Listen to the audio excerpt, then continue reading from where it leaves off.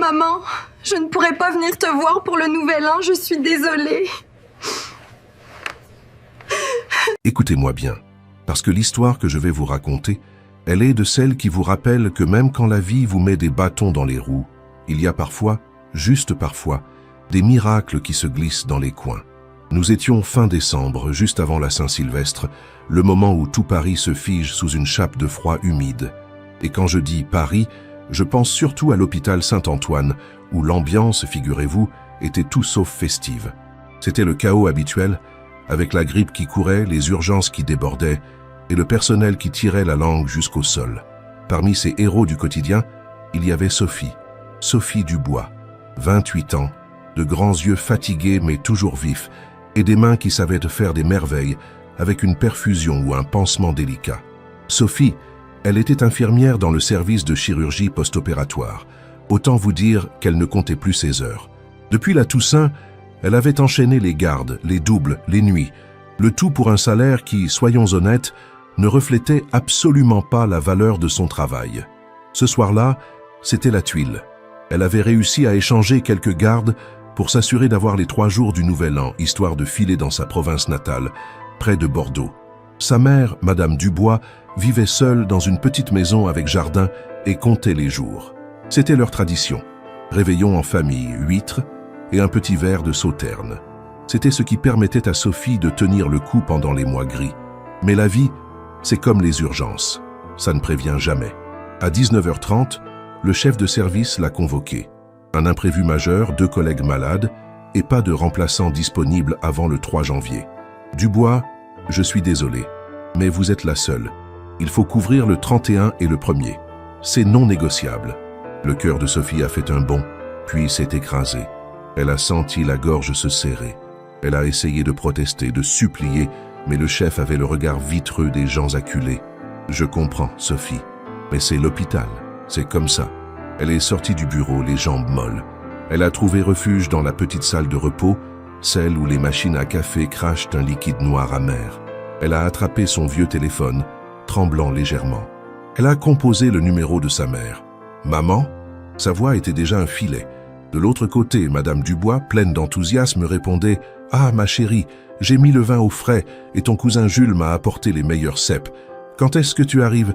Je vais commencer à préparer la chambre. » Et là, Sophie n'a plus réussi à se retenir. La fatigue, la déception, la solitude des grands centres urbains, loin de tout ce qui comptait. Tout a explosé. « Maman », a-t-elle murmuré, et le mot a été brisé par un sanglot épais. « Maman, je suis tellement désolée. Je ne pourrai pas venir pour le Nouvel An. » Elle a répété la phrase plus forte, l'enterrant dans un mouchoir froissé. « Ils m'ont forcé à rester. Il n'y a personne. Je ne peux pas, maman. Je ne pourrai pas te voir avant le 3. » Madame Dubois a accusé le coup. On entendait le silence lourd au bout du fil, ce silence qui fait plus mal que les mots. « Hein, Sophie, mais c'est la première fois depuis ton départ. » Les larmes coulaient sur les joues de Sophie, brûlantes. Elle se sentait égoïste, misérable, même si elle savait qu'elle n'y était pour rien. Elle n'était qu'un rouage usé, dans une machine infernale. « Je t'aime, maman. Promis, dès que je suis libre, je prends le premier TGV. » Elle a raccroché brusquement, incapable d'entendre plus longtemps la tristesse dans la voix de sa mère. Elle a enfoui son visage dans ses mains, laissant échapper un petit cri de rage sourde. Ce qu'elle ne savait pas, c'est qu'à quelques mètres de là, dans le salon d'attente privé du service, se trouvait un homme qui avait tout entendu. Cet homme, mes amis, c'était Gérard Beaumont. Gérard Beaumont, il n'était pas juste riche. Il était le genre de personne dont on parle dans les magazines économiques avec des termes comme capitaux propres, fonds d'investissement et fortune estimée. C'était un géant de la finance, un homme d'affaires qui gérait des empires depuis son bureau vitré sur les Champs-Élysées. Il était à l'hôpital non pas comme patient, il avait des médecins à domicile pour ça, mais il rendait visite à son vieil ami, le professeur Lemoine, un ponte qui venait de subir une intervention délicate. Gérard était un homme discret, souvent jugé froid, même par ses proches. Mais sous la carapace de l'homme d'affaires impitoyable se cachait, croyez-le ou non, une sensibilité oubliée. Il était assis là, lisant un rapport financier sur sa tablette, quand les sanglots de Sophie ont traversé la mince cloison. Il n'avait pas l'habitude de se mêler des affaires des autres. D'ailleurs, il détestait l'émotion ostentatoire. Mais la détresse de cette jeune femme Le contraste entre son sacrifice professionnel et la pure tristesse de rater une simple fête de famille l'a frappé de plein fouet. Il a repensé à ses propres débuts, quand il était jeune et fauché, travaillant sans arrêt, ratant Noël, les anniversaires, tout. Il avait fini par s'y habituer, mais il se souvenait de la morsure de la culpabilité. Il a posé sa tablette, le rapport sur les actions pétrolières, soudain sans intérêt. Il a regardé l'horloge. Il était presque 20h. Il savait que dans le monde du travail acharné, le Nouvel An était souvent le moment où les plus dévoués, les moins bien payés, se retrouvaient au pied du mur. Il a attendu quelques minutes. Quand Sophie est sortie de la salle de repos, les yeux rouges mais le visage déjà remis au travail, le masque de l'infirmière professionnelle vite retrouvé, Gérard Beaumont s'est levé. Il n'a rien dit directement à elle. Il était trop habitué à agir par intermédiaire. Il a marché jusqu'à l'accueil et a fait signe d'un doigt à l'assistante administrative de nuit, une dame nommée Brigitte. « Excusez-moi, madame », dit Gérard, sa voix grave et posée. « L'infirmière qui vient de passer, celle avec les cheveux attachés serrés, comment s'appelle-t-elle » Brigitte, impressionnée par la carrure de l'homme et l'aura de richesse qui l'entourait, a bafouillé « C'est Sophie Dubois, monsieur. Elle est excellente, mais très fatiguée. » « Je vois. » Gérard a hoché la tête. Elle a l'air d'avoir eu une mauvaise nouvelle. Brigitte, qui était une commère bien intentionnée, n'a pu s'empêcher de confier « Oh, c'est terrible, monsieur. Elle devait rentrer chez sa mère pour le réveillon, mais on l'a retenue. Elle est de Bordeaux, c'est loin. Un TGV, c'est cher, et de toute façon, elle n'a pas le temps d'y aller et de revenir pour reprendre le 3. » Gérard Beaumont a écouté attentivement. L'information était complète. Loin, pas le temps. Pas d'argent pour la solution rapide. Il a remercié Brigitte d'un geste de la main et a sorti son téléphone satellite, un modèle noir et épais qu'il utilisait uniquement pour les communications ultra privées. Il a composé un numéro qu'il connaissait par cœur. Marcel, c'est Gérard. Marcel était son assistant personnel, son homme à tout faire, son ombre. Marcel dormait rarement avant minuit, car Gérard avait l'habitude de travailler à des heures impossibles. « Oui, monsieur Beaumont. J'espère que tout va bien avec le professeur Lemoine. Tout va bien ici. J'ai une urgence, Marcel. Une urgence logistique et humaine. J'ai besoin que tu organises quelque chose immédiatement. » Gérard a baissé la voix, s'assurant que personne d'autre dans le couloir ne pouvait entendre les détails. « Écoute-moi bien. Nous avons une infirmière ici, Sophie Dubois. Elle doit être à Bordeaux le 31 au soir, mais elle est bloquée à Paris jusqu'au 3. Elle doit absolument voir sa mère pour le Nouvel An. » Marcel, habitué aux requêtes extravagantes de son patron, notait tout sans broncher. « Bordeaux, c'est loin pour un aller-retour en voiture, monsieur. »« Évidemment, Marcel, ce n'est pas une voiture qu'il faut. J'ai besoin que tu mobilises le Falcon 7X. » Le Falcon 7X, c'était le jet privé de Gérard Beaumont, un bijou de technologie garé à l'aéroport du Bourget. « Le jet, monsieur? Pour un aller-retour Paris-Bordeaux ?»« Exactement. Je veux qu'il soit prêt à décoller demain, le 31 décembre, à 18h pétantes. Il la déposera près de Bordeaux et il l'attendra pour la ramener ici le 2 au soir, afin qu'elle puisse reprendre son service le 3. » Marcel, même s'il était blasé, a marqué une pause. C'était une opération coûteuse, juste pour le déplacement d'une infirmière qu'il ne connaissait pas.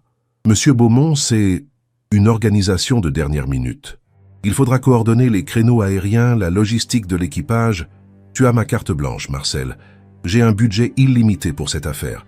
Et surtout, voici la règle d'or. Cette jeune femme ne doit rien savoir de mon implication. Rien. Elle doit croire que c'est une opportunité, une offre faite par l'hôpital ou une œuvre de charité quelconque. Tu t'arranges pour que tout soit réglé, discret, et sans lui faire sentir qu'elle est redevable. Je veux qu'elle passe le Nouvel An avec sa mère, sans stress. » Gérard Beaumont avait pris sa décision. Le coût de l'opération, même avec l'urgence, n'était qu'une goutte d'eau dans son océan de richesse. Mais l'idée de pouvoir effacer, d'un coup de fil, la détresse qu'il avait vue sur le visage de Sophie, ça n'avait pas de prix. « Très bien, monsieur. Je m'en occupe immédiatement. Je vous rappelle dans 1 heure avec les confirmations. » Gérard a raccroché. Il a regardé l'endroit où Sophie avait pleuré quelques minutes plus tôt. Le destin venait de se mettre en marche pour l'infirmière Dubois. Pendant ce temps, Sophie retournait à son poste, le cœur lourd. Elle s'était fait un chignon plus serré, avait essuyé les dernières traces de larmes et avait repris son masque professionnel. Elle pensait aux patients, au protocole, aux heures qui l'attendaient. Elle ne pensait plus à Bordeaux, ou presque. C'était trop douloureux. Elle était résignée à un réveillon solitaire, fait de plateaux repas froids et de bips constants. Elle ne se doutait pas que, dans les coulisses de sa vie, un homme ultra-puissant venait de débloquer son jet privé, juste pour elle, pour un aller-retour dans la province. Le compte à rebours vers un miracle personnel venait de commencer. Le lendemain matin, le 31 décembre, l'hôpital était encore plus frénétique que d'habitude. Sophie était sur le pont D8 ASA. Elle avait à peine dormi, le chagrin lui nouant l'estomac. Alors qu'elle vérifiait le dossier d'un patient post-opératoire, le téléphone du poste des infirmières a sonné. C'était le secrétariat de direction. « Infirmière Dubois, s'il vous plaît. Le directeur du personnel aimerait vous voir dans son bureau immédiatement. C'est urgent. » Sophie a senti une nouvelle vague d'angoisse. Qu'avait-elle fait? Avait-elle mal géré un dossier? Allait-elle être réprimandée pour avoir pleuré dans la salle de repos? Elle s'est dirigée vers la direction, le pas lourd, se préparant au pire. Elle ne pouvait pas imaginer que l'urgence n'était pas un reproche, mais le début d'une aventure complètement folle. Le directeur l'attendait, l'air bizarrement nerveux, tenant un dossier épais et luxueux à la main. « Asseyez-vous, mademoiselle Dubois. J'ai une chose très inhabituelle à vous annoncer. Écoutez-moi ça. » Sophie s'est assise, serrant nerveusement les mains, fixant le directeur du personnel, un homme rondouillard qui transpirait déjà un peu malgré le froid de l'hiver. Le directeur, M. Laval, avait l'air de quelqu'un qui devait annoncer une promotion inattendue, ou pire, une mutation forcée au fin fond de la Creuse. « Monsieur Laval, qu'est-ce qui se passe? Ai-je fait une erreur sur le dossier 412 ?» a demandé Sophie, sa voix trahissant une anxiété sourde. Laval a écarté les mains, un geste d'apaisement. « Non, non, mademoiselle Dubois, absolument pas. Vous êtes une employée modèle. En fait, c'est une affaire, comment dire, de haute volée. » Il a poussé le dossier luxueux vers elle. Sophie a vu le papier glacé, le logo discret d'une fondation qu'elle ne connaissait pas. « Hier soir, » va commencer Laval, parlant à voix basse, comme si les murs avaient des oreilles, « nous avons reçu un appel d'une organisation, une fondation très, très discrète, axée sur le bien-être du personnel soignant. Ils travaillent dans l'ombre, vous voyez, et visiblement, ils ont eu vent de votre situation. » Sophie a froncé les sourcils. Son estomac se tordait. Quoi, ils avaient écouté sa conversation avec sa mère? L'hôpital était-il tombé si bas? Laval a anticipé sa question. Rassurez-vous, ce n'est pas un espionnage. Disons que quelqu'un de très bien placé a été témoin de votre déception hier soir, concernant l'impossibilité de rejoindre votre famille à Bordeaux. Sophie a rougi. Penser qu'un de ses moments les plus intimes et douloureux avait été étalé devant un inconnu la mettait mal à l'aise.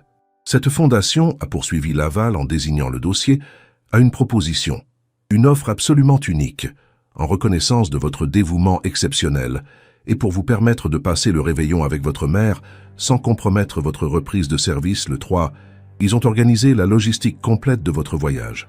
Sophie a cru mal entendre. Elle a cligné des yeux. La logistique? Vous voulez dire un billet de train? Un TGV de dernière minute? Mais ils sont pleins, monsieur Laval. Et même si j'en avais un, je devrais partir immédiatement, et je n'ai pas de remplaçant. Laval a souri, un sourire forcé qui montrait qu'il était lui-même dépassé par l'ampleur du geste. Mademoiselle Dubois, ce n'est pas un TGV, c'est un transport privé exceptionnel. Il a marqué une pause dramatique. La Fondation met à votre disposition un avion privé, un jet. Le silence est tombé dans le bureau, si lourd qu'on aurait pu l'entendre se briser. Sophie a regardé le directeur, puis le dossier. Elle a éclaté de rire, un rire nerveux et aigu. « Monsieur Laval, c'est une blague? Une caméra cachée? Qui ferait une chose pareille pour une infirmière de service? Je vous assure que ce n'est pas une blague, c'est la réalité. Regardez le programme. » Laval a ouvert le dossier. C'était un itinéraire détaillé, imprimé sur un papier d'une qualité incroyable. 17 HIS, prise en charge par véhicule privé, chauffeur désigné Jean-Pierre, à l'hôpital Saint-Antoine. 17h30, arrivée à l'aéroport du Bourget, terminal d'affaires. 18h, décollage à destination de Bordeaux-Mérignac. 19h15, atterrissage, transfert immédiat vers votre destination finale. Retour, départ de Bordeaux le 2 janvier à 20h, arrivée à Paris à 21h15. C'était précis, froid et complètement fou. Un jet privé, pour elle. Sophie Dubois qui passait ses vacances d'été en camping dans les Landes. Mais le prix? Qui paie? Et pourquoi? La Fondation prend tout en charge, absolument tout. C'est un don. une reconnaissance. Leur seule condition, mademoiselle Dubois, et c'est crucial. Vous ne devez chercher à connaître ni le nom du donateur, ni la raison exacte de ce choix. Ils souhaitent l'anonymat le plus total. C'est la règle d'or de cette opération. En réalité, c'était la règle d'or imposée par Gérard Beaumont à Marcel. Pas un mot sur son implication. Laval a continué, plus pressant. Nous avons déjà trouvé votre remplaçant pour la garde du soir, une infirmière libérale de confiance, payée au prix fort par cette même fondation. Votre service est couvert. Vous êtes libre à midi. Vous n'avez qu'une chose à faire. Accepter, rentrer chez vous, préparer une petite valise et être prête à 17h. Sophie était submergée. Ses mains tremblaient sur la table. C'était une histoire tirée d'un film de Noël un peu trop niais. Pourtant, c'était là, devant elle, sur ce papier qui sentait l'argent neuf. C'est irréel, a-t-elle soufflé. C'est la magie de la générosité inattendue, mademoiselle Dubois. Alors, acceptez-vous de vous laisser kidnapper par le luxe pour aller embrasser votre mère? Le mot « mère » a été la clé. La vision du visage triste de madame Dubois s'est imposée. Le sacrifice de la veille, la douleur des larmes, tout cela pouvait être effacé. Sophie a pris une grande inspiration, le cœur battant à tout rompre. J'accepte, monsieur Laval, mais je ne sais pas comment remercier. Remercier en profitant, mademoiselle, et en revenant reposer le 3. Maintenant, allez, il est 9h30. Vous devez avertir votre mère et faire votre valise. Sophie est sortie du bureau, marchant sur un nuage d'incrédulité. Elle a titubé jusqu'au poste des infirmières, où ses collègues l'ont regardée d'un œil interrogateur. Elle a annoncé la nouvelle de la manière la plus neutre possible. J'ai eu une opportunité de transport de dernière minute. Je pars à midi. Je serai de retour le 2. Les murmures ont fusé. Personne n'y croyait vraiment. Mais devant le soulagement visible sur le visage de Sophie, ils ont vite changé de ton. « Vas-y, ma belle. Profite. Tu l'as bien mérité », lui a lancé Fatima, la chef d'équipe, avec un grand sourire. Le premier appel de Sophie n'a pas été pour sa mère, mais pour le chef de service, juste pour s'assurer que Laval ne lui avait pas menti sur le remplacement. Le chef, lui aussi, visiblement sous le choc de la rapidité de l'opération, a confirmé « Oui, Dubois, vous avez une remplaçante de luxe, allez-y, et passez un bon réveillon ». C'est seulement après cette double confirmation que Sophie a osé composer le numéro de madame Dubois. « Maman, c'est moi ». Sa mère a répondu avec une lassitude contenue. « Oui, ma chérie, je suis en train de décongeler le chapon, même si c'est un peu grand pour moi toute seule. Maman, écoute-moi bien, j'ai une nouvelle incroyable. Je viens. » Un silence. Puis, un cri étouffé. « Tu viens? Mais comment? Le travail? Le train? C'est un miracle, maman. Une histoire à dormir debout, mais c'est vrai. J'ai eu une aide inattendue, très inattendue. Je ne peux pas t'expliquer tous les détails, mais je serai chez toi ce soir, avant 20h01. Mets le sauterne au frais et prépare-toi à me faire un câlin. » Madame Dubois a éclaté en sanglots de joie. Ces larmes-là étaient douces, légères, le contrepoint parfait des larmes amères de la veille. « Ah, ma Sophie, je n'y crois pas, mon Dieu, merci. Merci au ciel, je t'attends. » L'énergie retrouvée a donné des ailes à Sophie. Elle a terminé sa garde de la matinée en un éclair, ne sentant plus la fatigue, portée par l'adrénaline et l'incrédulité. À midi, elle a quitté l'hôpital, saluée par des vœux de bonne année de ses collègues. Elle a filé vers son petit studio du 13e arrondissement, a jeté quelques affaires dans un sac à dos usé, son seul bagage, et a attendu. À 17h pile, le miracle a pris la forme d'une berline noire aux vitres teintées, silencieuse, qui s'est arrêtée devant son immeuble. Le chauffeur, Jean-Pierre, était impeccable, costume sombre et gants blancs, d'une politesse glaciale. « Mademoiselle Dubois, c'est moi. Veuillez me suivre. Nous avons un horaire à respecter. » Le contraste était saisissant. Sophie, en jeans et pull fatigué, montant dans cette voiture qui coûtait probablement plus cher que 10 années de son salaire. Le trajet vers l'aéroport du Bourget fut étrange. Le chauffeur ne parlait pas. Sophie regardait Paris défiler, la ville déjà parée de ses lumières de fête, sans réaliser qu'elle la quittait pour une escapade éclair, digne des plus grands patrons. En arrivant au Bourget, elle a été conduite directement sur le tarmac, loin des terminaux commerciaux. Là, sous les projecteurs de la piste, l'objet de sa folle aventure l'attendait. Ce n'était pas un petit avion de tourisme, c'était le Falcon 7X. Un géant de métal blanc poli avec une ligne aérodynamique qui hurlait la puissance et la vitesse. Il était immense, propre, et semblait attendre uniquement elle.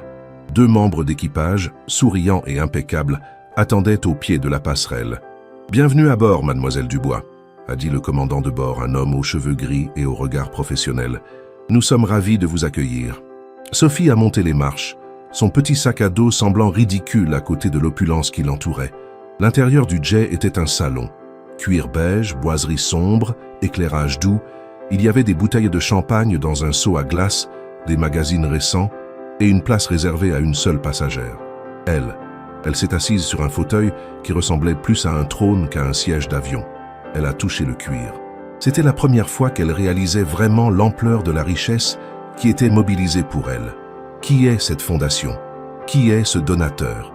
La question la rongeait, mais elle se souvenait de la règle, ne pas chercher. Le vol fut silencieux et rapide.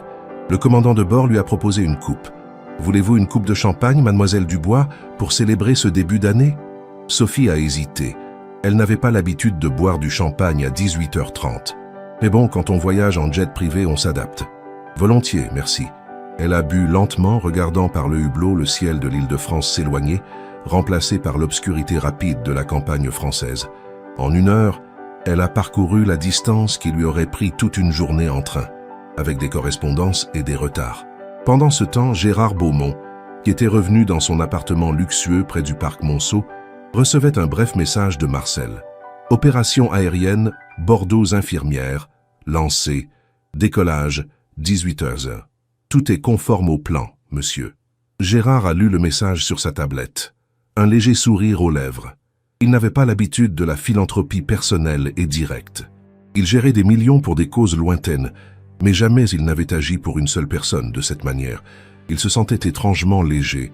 Il a bu un verre de son meilleur whisky, seul, en pensant à la surprise qui attendait la mère de Sophie. À 19h15, le Falcon a atterri en douceur à Bordeaux-Mérignac. Sophie a été accueillie par la fraîcheur humide de la Gironde. Elle est descendue, et un autre chauffeur tout aussi discret que le premier l'attendait avec une autre berline noire. « Nous allons vers Saint-Médard-en-Jalles, n'est-ce pas ?» a demandé le chauffeur. « Oui, c'est ça. » Le trajet fut court. Sophie reconnaissait les routes, les odeurs de pain et d'humus. Son cœur battait la chamade. Elle était à quelques minutes de chez elle.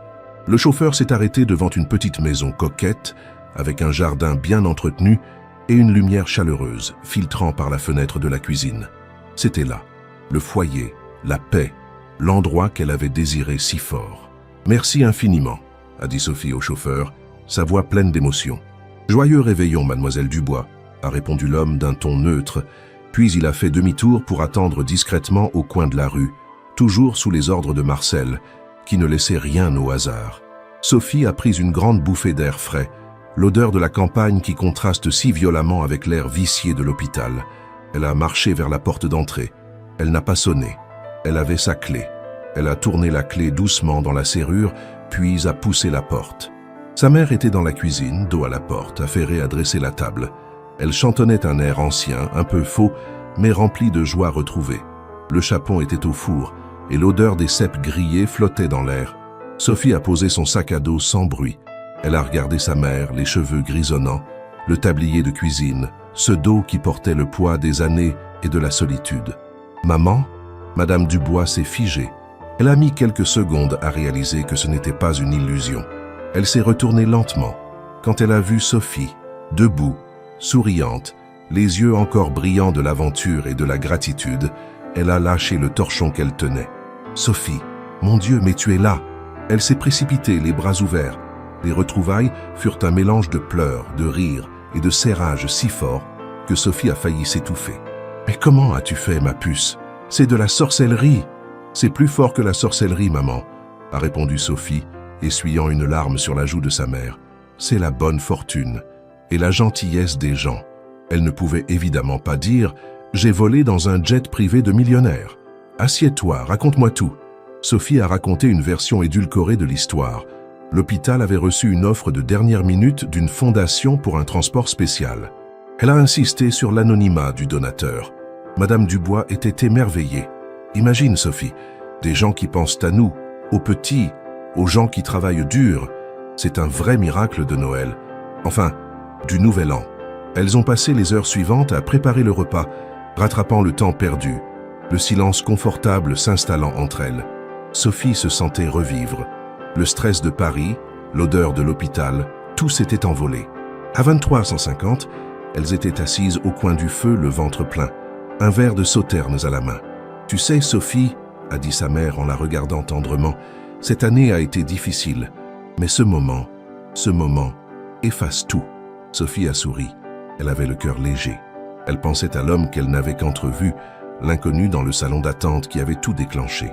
Elle se demandait ce qui avait bien pu le pousser à faire un tel geste. Pendant ce temps, à Paris, Gérard Beaumont était sur son balcon, regardant le feu d'artifice sauvage qui commençait à illuminer la tour Eiffel. Il levait son verre, seul, mais avec une satisfaction rare. Marcel l'avait rappelé un peu plus tôt. « Monsieur Beaumont, j'ai une information que je pense que vous apprécierez. » « Dites-moi, Marcel. » J'ai fait suivre l'infirmière jusqu'à la porte de sa mère. J'ai demandé au chauffeur de rester discret. D'après lui, quand la porte s'est ouverte, il y a eu un grand cri puis un silence. Et quand il est reparti, il a vu la silhouette des deux femmes devant la fenêtre, s'étreignant. Gérard n'avait rien répondu tout de suite. Il avait juste murmuré un « Merci Marcel, c'est tout, bonne année ». Regardez les lumières du réveillon, il se disait que ce Falcon 7X, habituellement réservé aux négociations de millions de dollars, avait été utilisé pour la meilleure transaction de l'année, acheter un peu de bonheur pur, sincère et complètement désintéressé. Le 1er janvier s'est levé sur la Gironde doux et brumeux. Sophie et sa mère ont passé la journée à marcher le long de la côte, à ramasser des coquillages, à parler de tout et de rien. C'était une parenthèse enchantée. Un répit total avant de replonger dans l'enfer de l'hôpital. Mais le temps filait vite.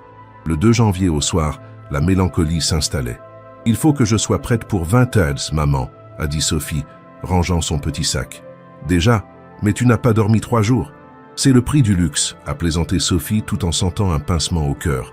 À 19h30, la berline noire était de retour. Les adieux furent moins déchirants que la première fois, car la promesse de la revoir bientôt était là, tenue par le souvenir de ce miracle logistique. Sophie a embrassé sa mère une dernière fois. « Je t'appelle dès que j'arrive à Paris. » Le trajet retour fut plus calme, plus méditatif. Dans le confort du jet, Sophie repensait à cette histoire. Elle avait une dette, non pas financière, mais morale, envers cet inconnu. Elle se demandait si elle le reverrait un jour, si elle pourrait un jour le remercier. À 21h15, le jet se posait au Bourget. Jean-Pierre la reconduisit à son studio. À 22h, Sophie était de retour chez elle. L'aventure était finie. Elle était épuisée, mais heureuse. Le lendemain, elle allait reprendre son service, mais avec des réserves d'énergie et de joie qui lui manquaient depuis longtemps. Elle ne savait pas que le destin, ou plutôt Gérard Beaumont, n'avait pas encore terminé son intervention dans sa vie. L'homme d'affaires, toujours à l'affût, avait tiré une leçon de ce geste. Et cette leçon allait bientôt se transformer en une nouvelle initiative bien plus ambitieuse qui allait l'obliger à sortir de son anonymat. Le 3 janvier, Sophie reprenait le travail, le cœur léger. Elle était au poste des infirmières, racontant à Fatima et aux autres la beauté du voyage. Sans mentionner le jet, bien sûr, juste un transport très rapide et confortable, quand le téléphone a sonné. C'était encore le secrétariat de direction. « Infirmière Dubois, s'il vous plaît. Le directeur du personnel aimerait vous voir dans son bureau. » Sophie a soupiré. Encore, elle s'est dit « C'est ça, le prix du miracle. La paperasse. » Elle s'est dirigée vers la direction, se préparant à signer des décharges ou des remerciements officiels à la mystérieuse fondation. Mais quand elle est entrée, le visage de M. Laval n'était plus nerveux. Il était blême. Il tenait dans ses mains une enveloppe épaisse portant un cachet inhabituel. « Mademoiselle Dubois, asseyez-vous. J'ai de nouvelles informations concernant votre bienfaiteur anonyme. » Il y avait de l'urgence et de l'inquiétude dans sa voix. Sophie a senti une nouvelle vague de panique monter. « Que se passe-t-il, monsieur Laval? Est-ce que ce voyage a coûté trop cher? Vont-ils me demander de payer? »« Non, non, ce n'est pas ça. C'est autre chose. Il semblerait que la Fondation ait décidé de rendre son action publique. Et l'homme derrière tout ça n'est pas un homme de l'ombre, finalement. » Laval a ouvert l'enveloppe, révélant un papier à en-tête d'une société que Sophie ne connaissait que de nom, mais dont tout le monde, à Paris, connaissait l'immense pouvoir. Il semblerait que cet homme ait été profondément touché par votre sacrifice, et il a décidé que vous ne deviez pas être la seule à bénéficier de sa générosité. Il a levé les yeux vers Sophie, les mains tremblantes. L'homme qui a affrété le jet, Mademoiselle Dubois et Gérard Beaumont. Le nom était lâché. Le géant de la finance, le milliardaire. Sophie était sous le choc. Elle ne comprenait pas le lien. Gérard Beaumont? Mais pourquoi? C'est là que ça devient complètement fou, a murmuré Laval. Monsieur Beaumont a fait une annonce ce matin. Une annonce qui concerne l'hôpital Saint-Antoine, le personnel soignant et surtout vous. Laval a poussé la feuille de papier vers elle.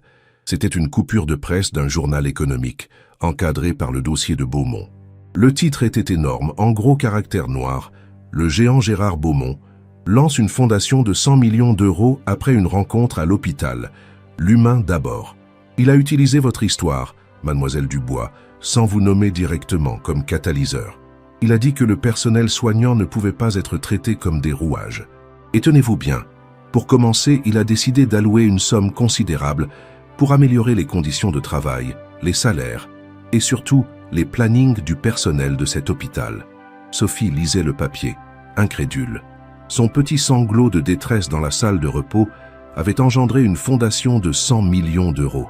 Mais ce n'est pas tout, a ajouté Laval, sa voix se faisant plus hésitante encore. Il y a un paragraphe qui vous concerne personnellement. Il a pointé une ligne. Sophie a lu et son cœur a manqué un battement. En reconnaissance de l'exemple de dévouement incarné par cette infirmière, la Fondation Beaumont a décidé de lui offrir un poste de consultante au sein de la nouvelle structure, avec un salaire et des avantages sociaux reflétant la valeur réelle de son engagement. Laval s'est raclé la gorge. Mademoiselle Dubois, Gérard Beaumont vous offre un nouveau métier, un salaire 3 fois supérieur à ce que vous gagnez ici. Qu'un contrat à signer, immédiatement. Sophie, l'infirmière fatiguée de l'hôpital Saint-Antoine, se retrouvait au centre d'un tourbillon médiatique et financier propulsé par la sensibilité inattendue d'un milliardaire. Elle venait de passer du lit de douleur des patients au salon de marbre des décideurs. Le vrai défi ne faisait que commencer. Comment gérerait-elle ce nouveau monde? Et surtout, comment allait-elle remercier l'homme qui avait tout vu, tout entendu et tout changé? Le silence qui s'est abattu sur le bureau de M. Laval n'était pas celui d'une panne de courant. C'était le silence de la foudre qui vient de frapper. Sophie, l'infirmière Sophie Dubois, regardait le titre du journal. 100 millions d'euros, Fondation Beaumont, consultante, 3 fois son salaire. Elle avait l'impression que quelqu'un venait de lui injecter une dose massive d'adrénaline mélangée à de l'incrédulité pure. Monsieur Laval, sa voix n'était qu'un murmure. Je ne comprends pas. Je suis infirmière. Je ne sais rien faire d'autre que les soins. Consultante? Dans quoi? Dans les fonds d'investissement? Laval s'est penché en avant, l'air de confier un secret d'État. Mademoiselle Dubois, vous ne comprenez pas le génie de Monsieur Beaumont. Il ne veut pas de financiers pour gérer cette fondation. Il veut des gens du terrain. Il a dit explicitement « Je veux quelqu'un qui sait ce que c'est que de pleurer dans une salle de repos parce qu'on ne peut pas voir sa mère. Je veux quelqu'un qui connaît les vrais problèmes du personnel. Vous êtes l'incarnation de ce qu'il veut changer. » Sophie a posé la coupure de presse. Le poids de cette révélation était immense. Ce n'était plus un simple voyage, c'était un changement de vie radical, dicté par un homme qu'elle avait croisé une seule fois. Et si je refuse? Laval a eu un haut le cœur. Refuser un poste chez Beaumont, c'était comme refuser la loterie. Mademoiselle Dubois, je ne pense pas que ce soit une option sage. Non seulement c'est l'opportunité d'une vie, mais croyez-moi, votre acceptation est un signal très fort pour Monsieur Beaumont. C'est la pierre angulaire de son projet. Il veut montrer qu'il valorise le terrain. Sophie a senti le vertige. Elle pensait à Fatima, à ses collègues, aux patients qu'elle aimait soigner. Mais elle pensait aussi à sa mère, à la fatigue chronique, au salaire qui lui permettait à peine de vivre décemment à Paris. Et surtout, elle pensait à la possibilité de changer les choses, non pas patient par patient, mais structurellement. Si elle pouvait utiliser cette position pour améliorer la vie des milliers de soignants comme elle. Quand dois-je donner ma réponse? Aujourd'hui, le contrat est prêt. Laval a glissé une liasse de papier vers elle. L'entête était impeccable. Le salaire proposé la fit pâlir. C'était indécent par rapport à ce qu'elle gagnait.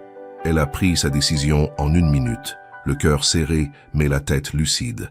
Elle n'était pas en train de vendre son âme, elle acceptait un outil de pouvoir. « J'accepte, monsieur Laval. » Laval a poussé un soupir de soulagement audible. « Excellent. Je vous préviens, mademoiselle Dubois, les choses vont aller vite, très vite. » Et il avait raison. Le monde de Gérard Beaumont, figurez-vous, ne connaissait pas la lenteur administrative des hôpitaux publics. Dès qu'elle est retournée à son service, L'annonce a fait l'effet d'une bombe.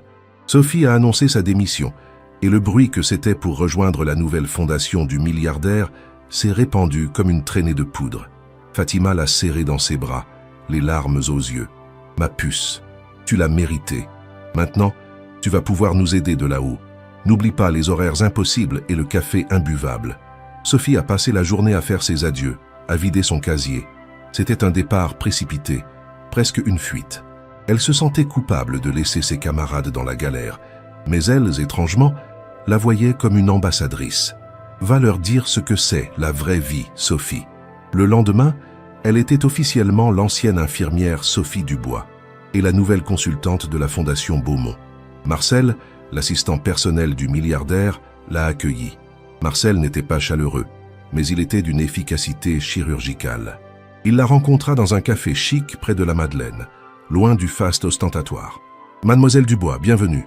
Voici les clés de votre nouvel appartement de fonction. » Un appartement de fonction? Elle n'avait même pas demandé. Marcel lui tendit un trousseau de clés et une adresse dans le 8e arrondissement. « Et voici votre téléphone professionnel. Vous commencez demain. Votre première mission est de rencontrer Monsieur Beaumont.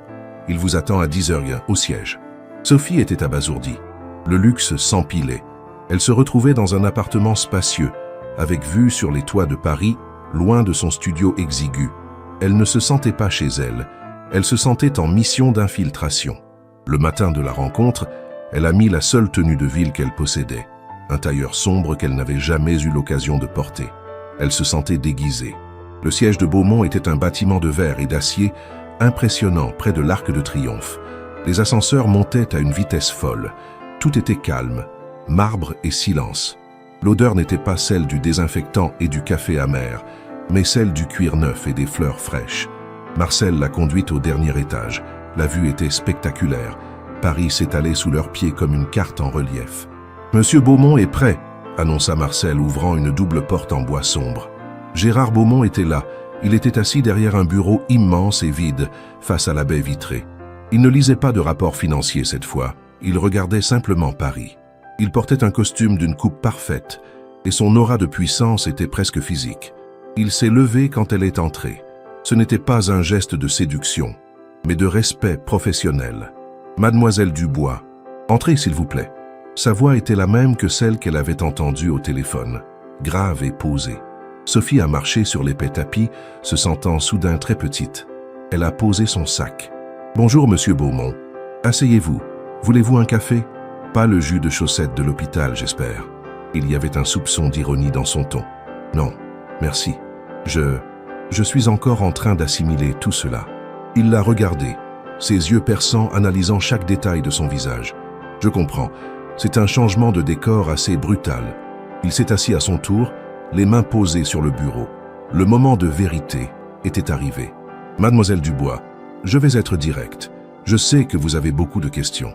La principale étant, pourquoi vous? » Sophie a hoché la tête, incapable de formuler la question elle-même. « La réponse est simple, » a poursuivi Beaumont. « J'étais là au bon moment. J'ai entendu votre conversation, votre détresse. Mais ce que j'ai entendu, ce n'était pas juste une infirmière qui pleurait. C'était le bruit d'un système qui craquait. J'ai vu votre fatigue, votre dévouement et le prix que vous payez pour cela. Vous êtes le symbole du sacrifice que la société exige, sans jamais le payer à son juste prix. » Il a marqué une pause. « J'ai l'argent pour déplacer des montagnes, mais je n'ai pas la connaissance du terrain. Mon Falcon n'était qu'une démonstration de faisabilité logistique.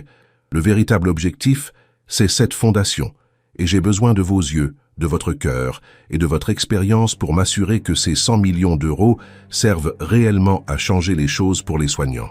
Mais pourquoi rendre votre action publique, monsieur?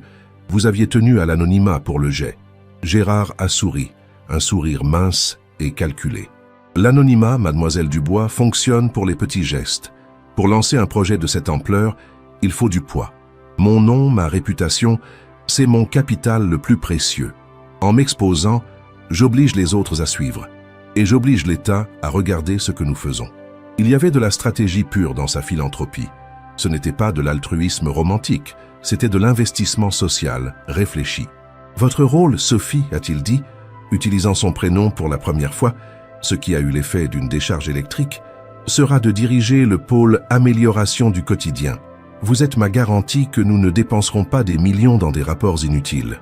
Vous allez me dire où l'argent doit aller, dans les salaires, dans les crèches pour le personnel de nuit, dans la simplification des plannings. Vous êtes ma conscience pratique. Sophie a senti le poids de la responsabilité. Elle n'était pas là pour faire semblant. Il la prenait au sérieux. Je ferai de mon mieux, monsieur Beaumont. Mais je dois être honnête. Je suis submergé par le sentiment de dette. Vous avez tout changé pour moi. Gérard Beaumont a penché la tête. Parlons de cette dette. Je ne suis pas un homme de dette morale, Sophie. Je suis un homme de résultat. Si vous vous sentez redevable, alors faites un travail exceptionnel. Prouvez que mon intuition était juste. Prouvez que l'investissement dans l'humain est le plus rentable de tous. C'est le seul paiement que j'attends. Il s'est levé à nouveau, faisant le tour de son bureau. Maintenant, assez de philosophie. Commençons. J'ai une première réunion cet après-midi avec des architectes pour repenser les salles de repos de l'hôpital Saint-Antoine. Vous allez venir avec moi. Vous allez leur dire pourquoi un canapé en cuir n'est pas ce dont les infirmières ont besoin, mais plutôt une pièce sombre où elles peuvent dormir 20 minutes sans être dérangées. Sophie a souri malgré elle. C'était exactement le genre de détail que les administrateurs ignoraient toujours. Je peux faire ça, monsieur Beaumont. Je connais les salles de repos. J'en suis certain. Le changement de vie fut instantané et violent. En quelques jours, Sophie est passée des gants en latex aux réunions de conseil d'administration. Elle apprenait un nouveau langage, optimisation des flux, levée de fonds, stratégie d'impact social. Elle était entourée de gens brillants, mais qui n'avaient jamais mis les pieds dans un service d'urgence. Elle était le pont. La presse s'est emparée de l'histoire. Bien que Beaumont ait réussi à minimiser son nom, l'histoire de l'infirmière sauvée par le jet était un conte de fées moderne. Les journalistes campaient devant l'hôpital.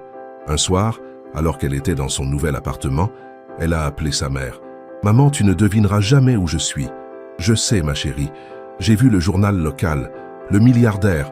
Mon Dieu, c'est comme si tu étais devenue Cendrillon. C'est plus compliqué que Cendrillon, maman. Ici, il n'y a pas de prince charmant. Il y a un homme d'affaires qui veut des résultats, mais il me donne les moyens de vraiment aider. » Elle a raconté son premier jour, le choc de la rencontre avec Beaumont. « Il est comment, ce Gérard Beaumont ?» a demandé Madame Dubois, curieuse. « Il est impressionnant, froid mais juste. Il ne perd pas de temps. Et il m'écoute, maman. Vraiment. » Et c'était la vérité. Gérard Beaumont, dans son désir de ne pas rater son coup, traitait Sophie non pas comme une employée subalterne, mais comme une experte indispensable. Les premières semaines ont été un tourbillon. Sophie travaillait plus que jamais, mais elle travaillait sur la cause, pas sur les symptômes. Elle passait ses journées à faire des propositions concrètes, mettre en place un service de conciergerie pour les soignants, négocier des tarifs de logement préférentiels et surtout élaborer des modèles de planning qui respectaient la vie privée. Gérard Beaumont la recevait souvent dans son bureau. Ses réunions étaient intenses. Il la poussait à justifier chaque dépense, chaque initiative, non pas par l'émotion, mais par l'efficacité. « Sophie, nous voulons un impact maximal. Si vous donnez des chèques aux infirmières, l'effet sera court. Si vous créez une structure qui allège leur charge mentale et leur fatigue, l'effet est durable. Qu'est-ce qui coûte le plus cher à un hôpital? Le turnover. Nous devons réduire ce turnover. » Elle apprenait vite. Elle comprenait qu'en parlant le langage des affaires, elle pouvait obtenir des résultats pour le personnel. Un après-midi, elle est revenue à l'hôpital Saint-Antoine. Non pas en infirmière, mais en consultante. Elle portait un badge de la Fondation Beaumont. Elle est allée voir Fatima. « Alors, ces nouveaux plannings ?» a demandé Fatima. « On y travaille.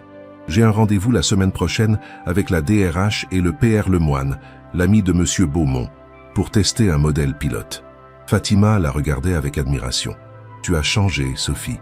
Tu as l'air puissante. J'ai juste les bons outils maintenant, » a répondu Sophie. Pourtant, malgré le succès professionnel, il y avait un vide. Le monde de Beaumont était luxueux mais étrangement solitaire. Elle déjeunait seule dans des restaurants chics ou avec Marcel qui restait silencieux et efficace. Elle n'avait plus la camaraderie bruyante du poste des infirmières. Et puis, il y avait Gérard Beaumont. Leur relation était strictement professionnelle, mais chargée d'une tension étrange. Il était son bienfaiteur, son patron, et l'homme qui avait été témoin de sa plus grande faiblesse. Elle le respectait profondément, mais il restait une énigme. Un vendredi soir, elle travaillait tard au siège. Elle était seule dans la grande salle de réunion, épluchant des statistiques sur l'épuisement professionnel. Elle entendit des pas. C'était Beaumont. Il était en train de quitter son bureau.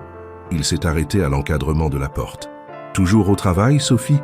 Je croyais que nous étions censés réduire le surmenage. » Elle a levé les yeux. « Je suis surmené par la possibilité de réduire le surmenage des autres, Monsieur Beaumont. » Il a esquissé un sourire, un vrai cette fois, un sourire qui atteignait ses yeux. « Vous êtes une travailleuse acharnée. C'est pour ça que je vous ai choisi. » Il a marché jusqu'à la machine à café sophistiquée. « Vous savez, a-t-il dit en préparant une tasse, je n'ai pas eu de chance d'avoir une infirmière comme vous lors de mes propres moments difficiles. J'ai toujours payé pour l'efficacité, jamais pour l'empathie. C'était une rare ouverture personnelle. Vous avez été malade, Monsieur Beaumont ? Non, mais ma mère l'a été, longtemps. Elle est décédée il y a 10 ans. C'était dans un hôpital privé, le meilleur que l'argent pouvait acheter. Le service était impeccable, mais robotique. » Il a pris une gorgée de café. « Quand je vous ai entendu pleurer au téléphone, j'ai repensé à ma mère. Elle me disait toujours que le vrai soin, ce n'est pas la technique, c'est le cœur. C'est peut-être ça la vraie raison de cette fondation, Sophie. Acheter un peu d'âme pour les systèmes froids que j'ai passé ma vie à construire. » Sophie était stupéfaite par cette confidence. Le géant de la finance avait une fêlure. Il cherchait à réparer à sa manière un regret personnel. « C'est un très beau geste, Monsieur Beaumont, a-t-elle dit doucement. « Non, c'est un bon investissement. Mais je vous remercie. » Il a posé sa tasse. « Allez vous reposer. Vous avez une réunion importante lundi. » Il est parti, laissant Sophie seule avec le poids de cette nouvelle information. La fondation n'était pas juste une stratégie d'image. C'était un mémorial. Cette révélation a changé la dynamique de leur travail. Sophie comprenait mieux sa motivation et elle se sentait encore plus investie. Elle savait maintenant que derrière l'homme d'affaires, il y avait un fils qui cherchait à honorer la mémoire de sa mère. Quelques semaines plus tard, la Fondation a organisé son premier événement majeur, une conférence de presse pour annoncer les premières subventions à l'hôpital Saint-Antoine. La presse était là, les caméras. Sophie était nerveuse. Elle devait parler devant les journalistes, une chose impensable quelques mois auparavant. Gérard Beaumont l'a présentée. « Je vous présente Sophie Dubois. Elle est l'âme de cette fondation. Elle a le courage que nous, hommes d'affaires, n'avons jamais eu. Le courage de la vulnérabilité. Elle est la preuve que la vraie expertise se trouve sur le terrain. » Sophie a pris la parole. Elle n'a pas parlé de chiffres ni de capital. Elle a parlé de Fatima, des doubles gardes et de l'importance de pouvoir rentrer chez soi pour le réveillon. Sa voix était claire, passionnée. Elle a été applaudie. Après la conférence, les journalistes se sont rués sur Beaumont. Sophie s'est écartée, soulagée. Marcel l'a rejointe. « Félicitations, mademoiselle Dubois. Vous êtes née pour ça. »« Je ne suis né pour ça, Marcel. J'y ai été jeté. »« Et vous nagez très bien, a-t-il rétorqué, un compliment rare de sa part. Alors qu'elle se dirigeait vers la sortie, un journaliste l'a rattrapée. « Mademoiselle Dubois, une question personnelle, s'il vous plaît. Maintenant que vous êtes une consultante à succès, avez-vous pu revoir votre mère ?» Sophie a souri, un sourire sincère. « Oui, et grâce au nouveau planning que nous mettons en place, mes anciennes collègues pourront le faire aussi, régulièrement. C'est le plus important. » Le journaliste a insisté. « Et comment remerciez-vous Monsieur Beaumont pour tout ce qu'il a fait ?» Sophie a réfléchi. Elle ne pouvait pas lui offrir un jet. Elle ne pouvait pas lui rendre son argent. « Je le remercie en faisant mon travail et en veillant à ce qu'il ne regrette pas d'avoir misé sur moi. » Elle est rentrée chez elle, épuisée, mais avec le sentiment d'avoir accompli quelque chose d'énorme. Elle était dans le monde de Beaumont, mais elle était restée elle-même. Cependant, le destin n'avait pas fini de jouer avec les cartes. L'histoire d'une simple infirmière propulsée au sommet par un milliardaire commençait à attirer l'attention. Et dans le grand jeu de la finance et du pouvoir, les gestes de générosité ne restent jamais longtemps sans conséquence. Gérard Beaumont avait fait de Sophie sa protégée, sa caution morale pour la fondation. Mais cette proximité, cette médiatisation, allait bientôt créer des vagues inattendues dans la vie privée de l'homme d'affaires et dans le cœur de Sophie elle-même. Le monde de la haute finance, mes amis, est un panier de crabes. Et quand un homme comme Gérard Beaumont change ses priorités, il y a toujours des gens pour s'inquiéter et des gens pour comploter. La partie la plus délicate de cette aventure allait commencer. Sophie avait le pouvoir et l'argent, mais elle n'avait pas encore affronté les adversités qui accompagnent inévitablement la fortune d'un milliardaire. Et ces adversités, figurez-vous, allèrent bientôt prendre la forme d'une femme très chic, très jalouse et très décidée à remettre les choses à leur place. L'ombre de la vie personnelle de Gérard Beaumont commençait à s'étendre sur le chemin de Sophie. Elle avait voyagé en jet, elle allait maintenant devoir apprendre à naviguer dans le luxe toxique. Écoutez-moi bien, parce que quand on passe du petit studio du 13e arrondissement à un appartement de fonction dans le 8e, avec vue sur les toits de Paris, on ne change pas seulement d'adresse, on change de monde. Et ce nouveau monde, figurez-vous, il est aussi beau que froid.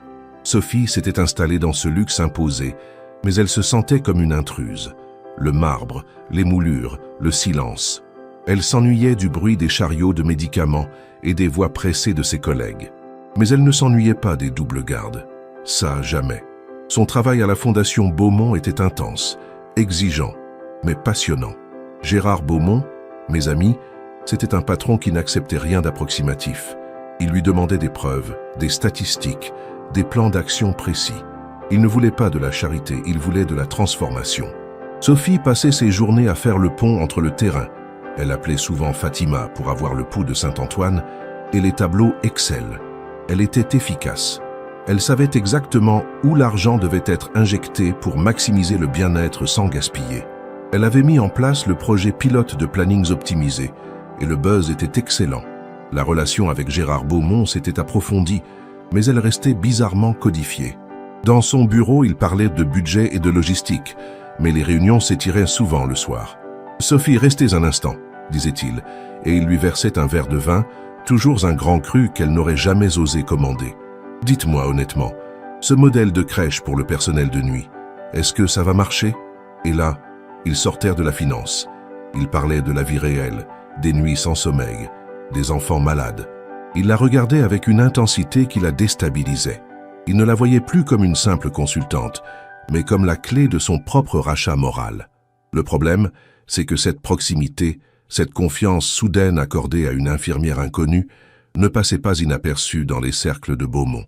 Dans ce monde, les relations ne sont jamais innocentes. On commençait à murmurer que la consultante terrain était bien plus que cela.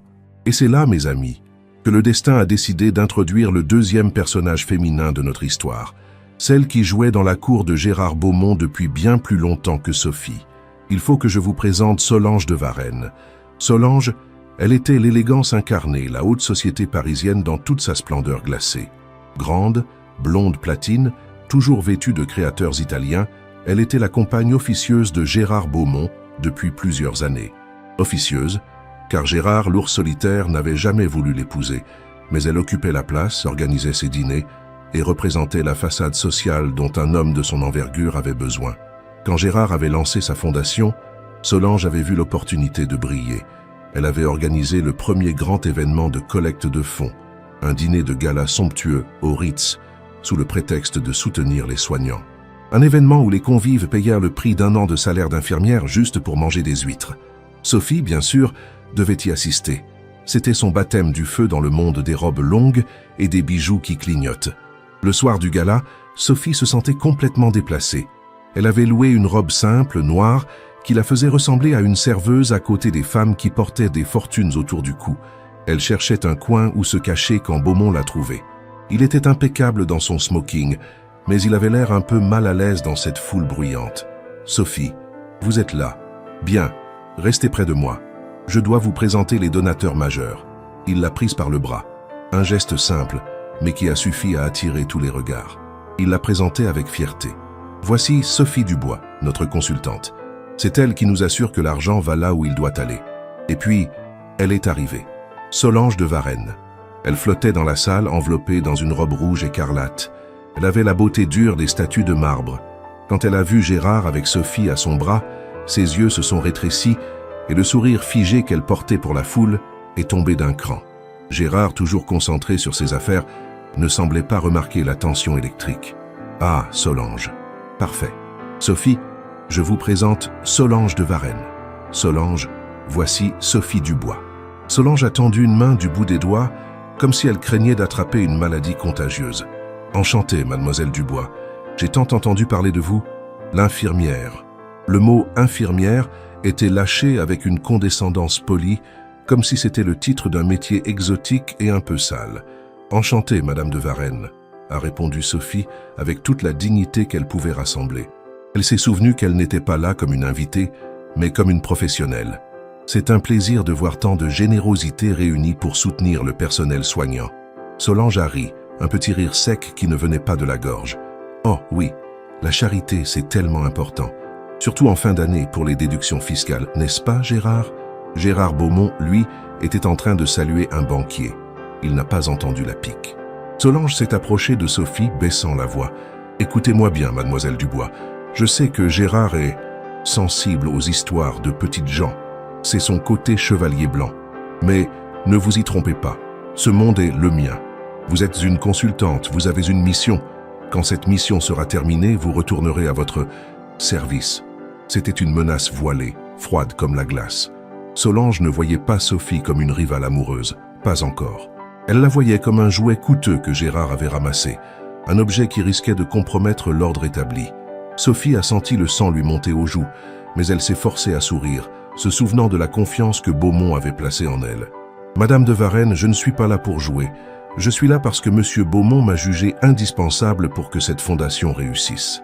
Si je retourne à mon service un jour, ce sera après avoir laissé derrière moi un système qui fonctionne, et cela pourrait prendre du temps. » Le duel était lancé. Solange, surprise par la réplique, n'a pu que forcer son sourire avant d'être rappelée par un groupe de dames de la haute. Gérard est revenu, rayonnant. « Très bien, Sophie. Venez, je veux que vous parliez 2 minutes à Monsieur Delacour. Il est sceptique sur les coûts de nos crèches. Vous allez le convaincre. » Pendant la soirée, Sophie a ignoré Solange, se concentrant sur son rôle.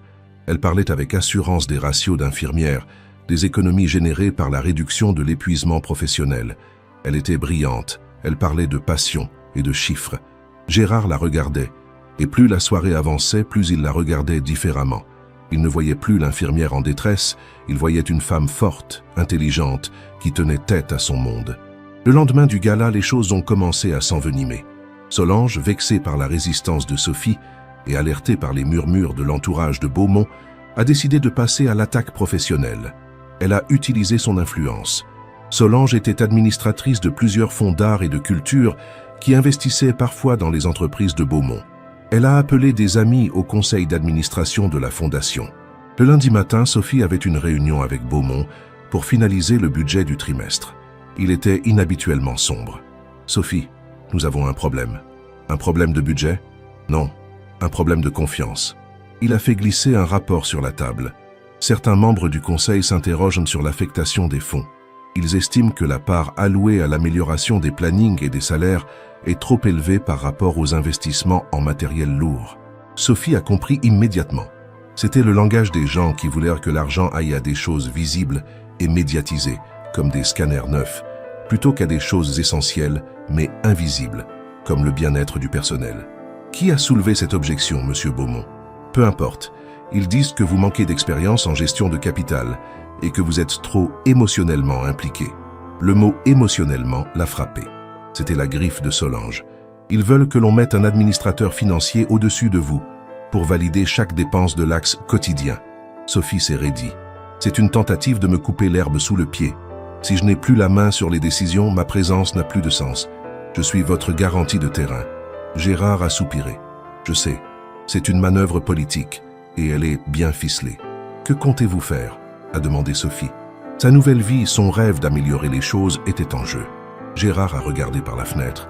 Je ne peux pas ignorer le conseil, mais je ne vous laisserai pas être marginalisé.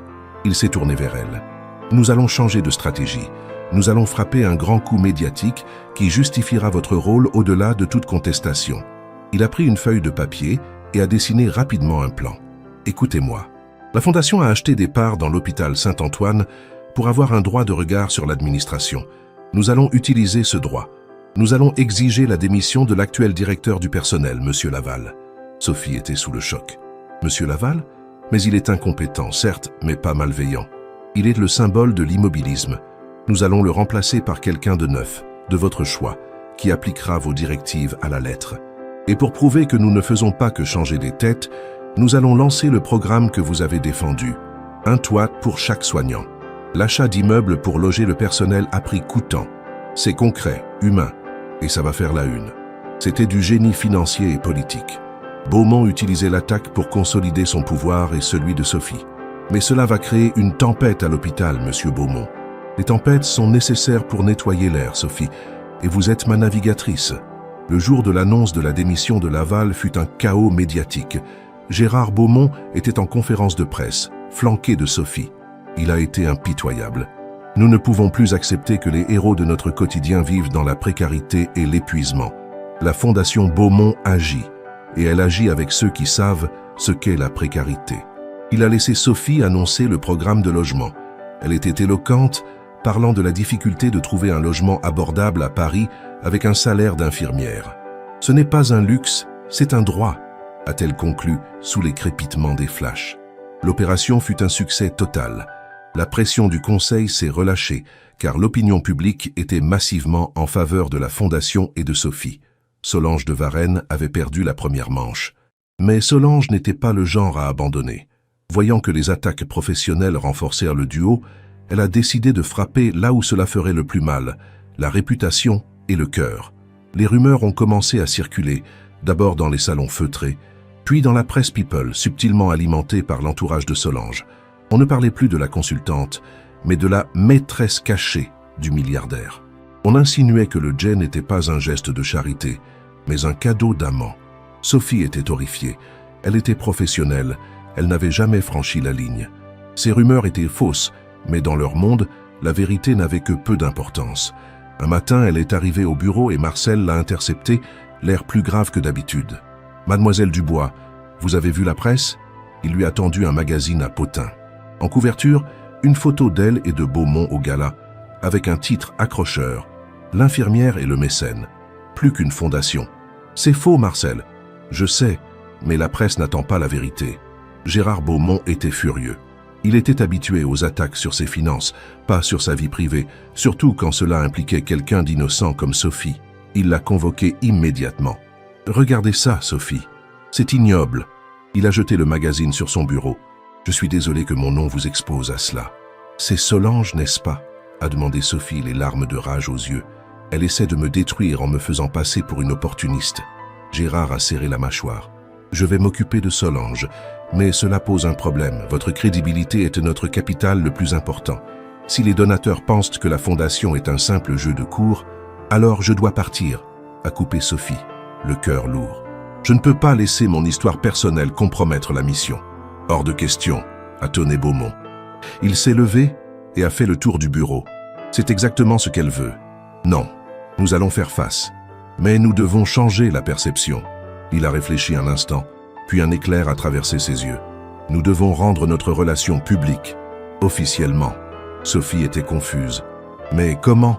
En démentant les rumeurs? Non, en les confirmant. Le silence est retombé, plus pesant que jamais. Sophie a cligné des yeux. « Je ne comprends pas, monsieur Beaumont. » Il s'est approché d'elle, l'air grave. « Sophie, Solange veut que vous soyez sa rivale. Très bien, nous allons jouer ce rôle. Mais nous allons le jouer à nos conditions. » Il lui a tendu la main. « Ce n'était pas mon intention. Je voulais juste vous aider à voir votre mère. Mais la vie, c'est ce qui arrive quand on fait d'autres plans.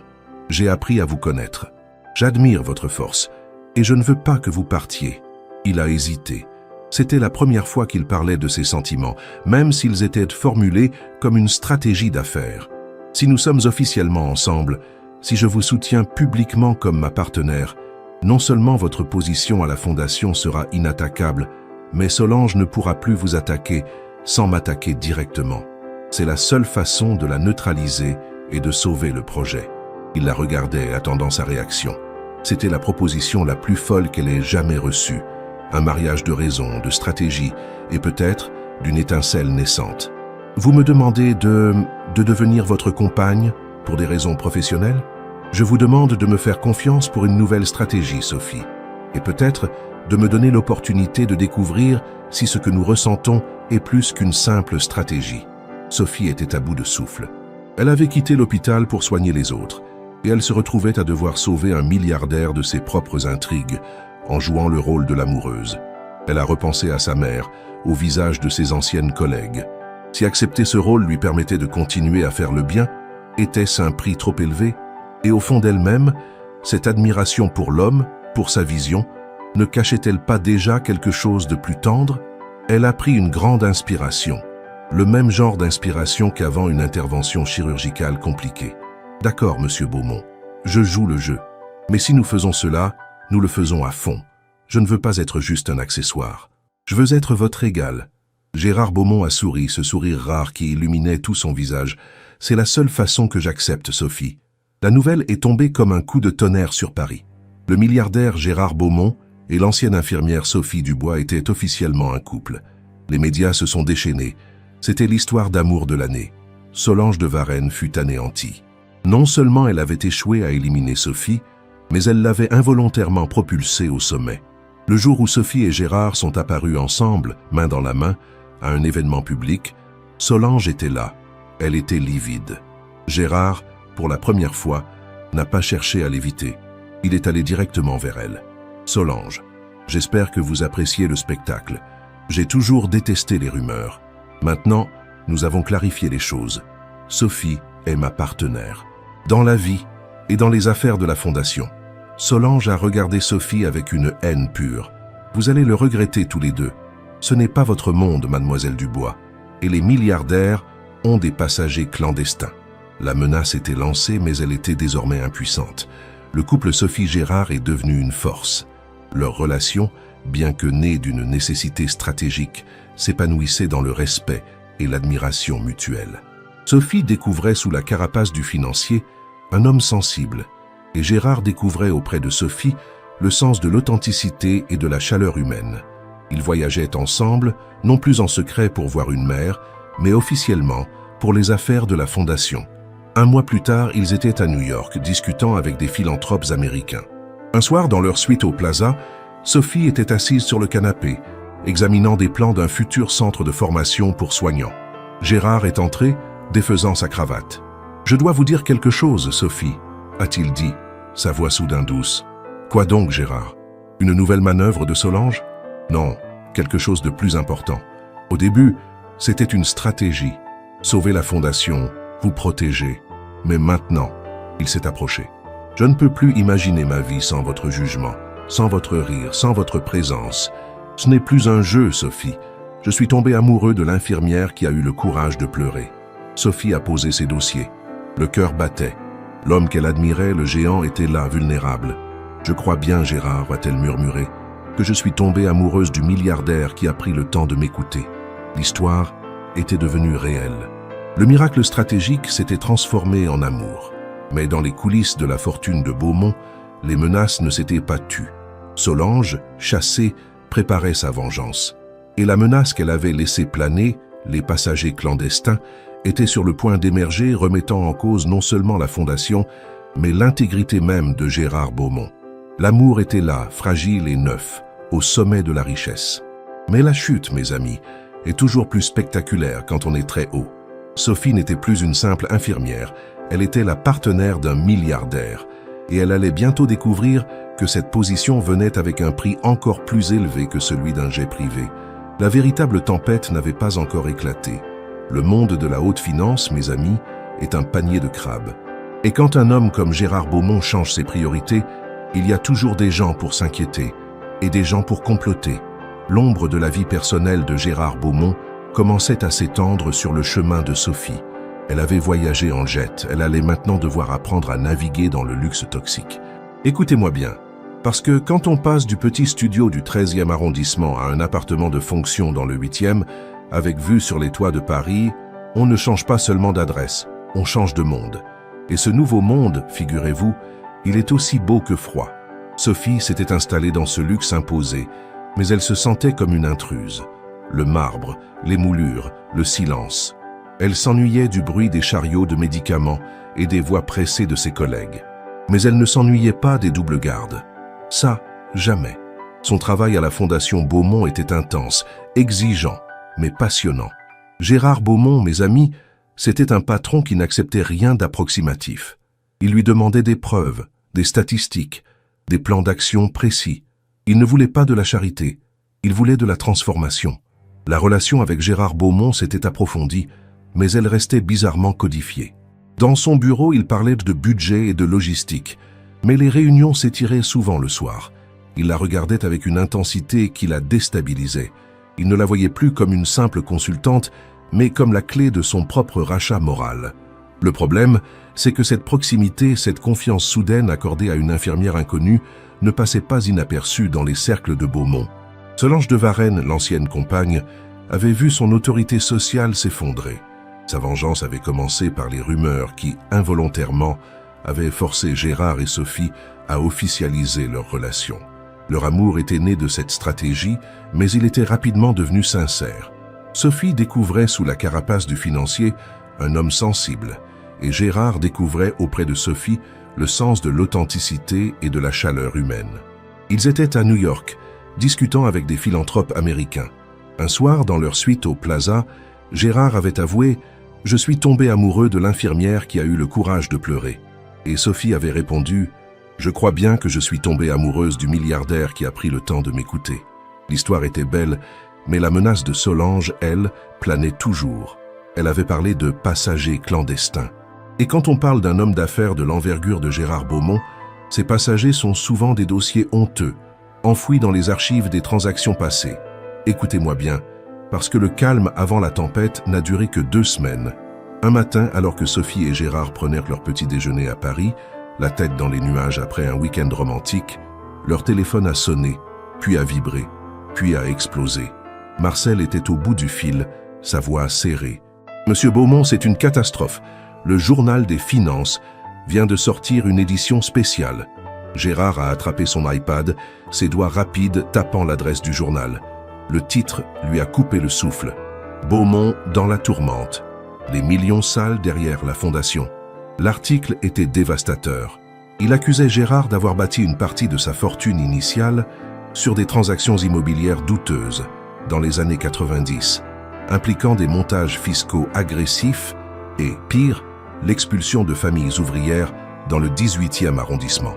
Des documents, apparemment authentiques, étaient cités, montrant une ruthlessness qui contrastait violemment avec l'image de mécène qu'il s'était forgée. « Les passagers clandestins », a murmuré Sophie, reconnaissant la phrase de Solange. Gérard était blême. Il n'a pas nié. Il a juste fermé les yeux. Ce sont des dossiers vieux de 20 ans, des restes d'une autre époque. J'étais jeune, impitoyable. J'ai fait des choses que je regrette, mais qui étaient légales à l'époque. Légales, peut-être, mais pas morales, Gérard, a dit Sophie doucement. Elle ne le jugeait pas, mais elle voyait la faille. L'impact fut immédiat. Les médias se sont déchaînés. Le public, qui avait encensé le milliardaire repenti, se sentait trahi. Les donateurs de la fondation ont commencé à appeler Marcel, inquiet. L'image de la fondation et par extension de Sophie était en danger. « Ils vont tout remettre en question », a dit Gérard, sa voix retrouvant sa froideur d'homme d'affaires acculé. « La fondation, le projet de logement, tout, je dois publier un démenti agressif. Je vais attaquer ce journal pour diffamation. » Sophie a posé sa main sur la sienne. « Non, Gérard, c'est ce que l'ancien Gérard aurait fait. L'ancien Gérard se serait battu dans la boue. Mais tu as changé. Ce que Solange veut, c'est te faire retomber dans tes vieux démons. Alors que veux-tu que je fasse? Que j'admette? Que je m'excuse pour des actions qui ont fait ma fortune? Non, je veux que tu sois transparent. Tu as créé cette fondation parce que tu voulais racheter une partie de ton passé. Ne gâche pas cette chance. Si tu mens ou si tu te bats salement, tu prouves que Solange a raison. La fondation n'est qu'une façade. Sophie, l'ancienne infirmière, était en train de donner une leçon de morale et de stratégie à l'un des hommes les plus puissants de France. Ton argent, Gérard, n'est pas sale maintenant. Il sert à des crèches, à des logements pour les soignants. Prouve que l'homme que tu es devenu est plus fort que l'homme que tu étais. Gérard a regardé Sophie longuement. Il a vu la détermination dans ses yeux, la même détermination qu'il avait vue quand elle se battait pour ses patients. Il a compris quelle était sa boussole morale. Il a pris une décision radicale. Très bien. Nous allons organiser une conférence de presse. Mais ce ne sera pas un démenti. Ce sera une confession et une promesse. La conférence de presse fut historique. Gérard Beaumont, d'ordinaire si secret, est apparu seul, sans Sophie, pour absorber toute la pression. Le silence était total. Il a commencé par un aveu sobre et direct. Oui, les documents publiés par la presse sont exacts. Il y a 20 ans, j'ai agi avec une brutalité que je ne reconnais plus aujourd'hui. J'ai recherché le profit avant l'éthique. J'ai commis des erreurs. Les caméras clignotaient. Solange de Varenne, l'instigatrice de cette fuite, a voulu me nuire. Mais elle a réussi une chose. Elle m'a forcé à regarder mon passé en face. Il a continué, sa voix devenant plus ferme. Aujourd'hui, je fais 2 annonces. Premièrement, je vais prendre mes responsabilités. J'ai demandé à mes équipes de calculer le préjudice moral et financier causé par ces transactions. Je verserai la totalité de cette somme, majorée des intérêts, à des œuvres de logement social. C'était un geste financier colossal, une perte de plusieurs dizaines de millions d'euros. Le prix d'une âme rachetée. Deuxièmement, la Fondation Beaumont ne s'arrêtera pas. Elle est le symbole de ma transformation. Elle est dirigée par une femme qui m'a appris la valeur du sacrifice. Une femme qui, pour moi, est le véritable capital de cette entreprise. Il a fait une pause, regardant la caméra. À partir d'aujourd'hui, la Fondation Beaumont sera gérée par un conseil d'administration indépendant. Et j'annonce que Sophie Dubois en prend la direction exécutive. Je lui donne les pleins pouvoirs pour s'assurer que l'argent de la Fondation est utilisé avec une éthique irréprochable. Le coup de théâtre était parfait. Non seulement Gérard se purgeait de son passé, mais il installait Sophie de manière inattaquable au sommet de son empire philanthropique. Quand il est rentré, Sophie l'attendait dans leur salon. C'était courageux, Gérard. C'était nécessaire. Et grâce à vous, je ne me sens pas plus pauvre. Je me sens plus léger. Il l'a embrassée. Vous êtes ma meilleure conseillère, Sophie. La tempête a mis des semaines à se calmer. Solange a disparu de la circulation, ses manœuvres ayant finalement renforcé ceux qu'elle voulait détruire. Sophie, désormais directrice exécutive de la Fondation Beaumont, a prouvé qu'elle était à la hauteur. Elle a continué à mettre en œuvre ses projets avec la même détermination, mais avec un budget et une autorité immenses. Le programme de logement social pour les soignants est devenu un modèle national. L'hôpital Saint-Antoine a vu ses conditions de travail s'améliorer de manière spectaculaire. Sophie n'a jamais oublié d'où elle venait. Elle continuait d'appeler Fatima, d'aller déjeuner avec ses anciennes collègues. Elle était devenue une figure de proue, mais elle gardait les pieds sur terre. Et Gérard, il était toujours le milliardaire, mais il avait trouvé son équilibre. Il gérait ses affaires avec une nouvelle éthique et passait son temps libre à soutenir Sophie dans son œuvre. 1 an plus tard, juste avant le Nouvel An, Sophie et Gérard étaient chez Madame Dubois. Ils n'avaient pas pris le Falcon 7X cette fois-là. Ils avaient pris le TGV comme un couple normal pour le plaisir de la lenteur. Madame Dubois, rayonnante, servait les huîtres. Elle regardait sa fille, qui avait trouvé l'amour et le pouvoir en même temps, et le milliardaire qui avait trouvé la simplicité. « Alors, ma chérie, » a dit Madame Dubois, les yeux pétillants, « tu ne regrettes pas d'avoir quitté l'hôpital ?» Sophie a regardé Gérard assis à côté d'elle, parlant de la qualité du sauterne avec sa mère. « Regretter ? Non, maman. J'ai trouvé un moyen de soigner non plus des patients, mais le système. Et j'ai trouvé l'homme qui m'a donné le jet pour le faire. » Gérard a souri. « Et moi, j'ai trouvé la femme qui m'a appris que la vraie valeur, ce n'est pas le prix d'un jet, mais le prix du sacrifice que l'on fait pour ceux qu'on aime. » L'histoire de Sophie Dubois, l'infirmière qui avait pleuré dans une salle de repos, et de Gérard Beaumont, le milliardaire qui avait tout entendu, est devenue une légende à Paris. Une légende qui nous rappelle que parfois, même dans le chaos le plus total quand on est au fond du trou, il suffit d'un cri de détresse pour déclencher un miracle. Et que ce miracle, figurez-vous, peut changer le monde, un hôpital à la fois. Le Nouvel An est arrivé, rempli de promesses et d'huîtres. La vie avait trouvé son chemin. Et Sophie, elle, avait enfin trouvé la paix et le pouvoir d'aider tout en étant à l'heure pour le dîner de famille. C'est ça, la plus belle des victoires.